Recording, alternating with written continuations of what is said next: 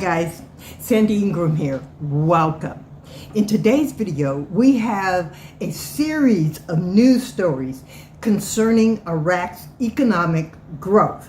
Now, all of these news stories are verifiable, meaning you can type the subject into the search engine and the topic will come up.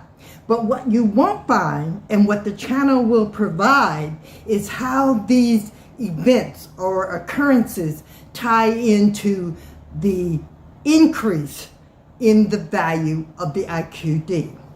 Iraq is making quiet moves in the finance, banking, and manufacturing areas. Now, these moves don't look like much when you read about them on the news or you see them on the news, but when you tie it all together, you see a big progress in front of you. And you also see a country that plans to outshine all the other countries in the Middle East, including the U.S. But you need to go to the membership to learn more about what the U.S. is doing. Stay with me on this news report. The CBI made major announcements. Iraq's central bank held a 3-day training workshop in Erbil on the core standards for detecting counterfeit currency. Organized by the CBI's Banking Studies Center, the workshop ran from July 1st to 3rd, 2025, and included participation from both public and private banks.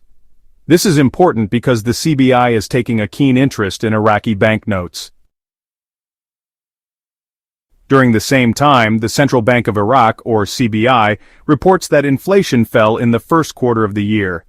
The latest data shows an inflation rate of 2.2% in the first quarter of 2025, down from 2.8% in the fourth quarter of 2024.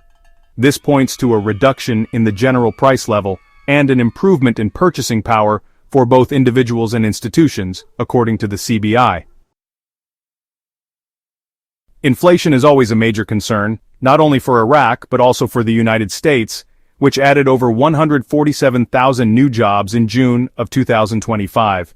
The unemployment rate in the United States fell from 4.2 to 4.1%. This is excellent news, given the increasing presence of artificial intelligence in the job market. Iraq's unemployment rate is around 15.5%, according to Statista. The Development Road Project and other significant manufacturing projects will significantly decrease this number. These next two news stories are the most critical. The Central Bank of Iraq announced that currency circulation fell by 0.6% in the first quarter of 2025. Money supply fell from 100.5 trillion Iraqi dinars, which is around $76.7 billion, to 99.9 trillion. This reduction is expected to help contain inflation and maintain price stability. Now, this sounds like inconsequential news, however. What they are saying is that reducing the amount of Iraqi currency in circulation is the name of the game. The less currency available, the higher the value of the currency. Do I need to repeat that? Let me put it another way. Hold on to your IQD. We really need to wait and see if and how we are allowed to participate in the IQD exchange. Now, this second story on announcements made by the CBI is major. The Central Bank of Iraq's gold reserves rose sharply in the first quarter of 2025. A statement from the CBI said gold reserves reached IQD 21.2 trillion, which is about $16.2 billion, an increase of 19% from the IQD 17.8 trillion held in the previous quarter. It added that gold remains a vital component of Iraq's foreign reserves.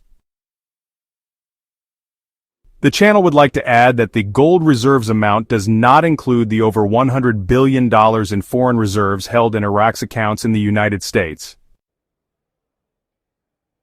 One of the biggest concerns about Iraq's currency regarding a revaluation is that the country has overprinted the money.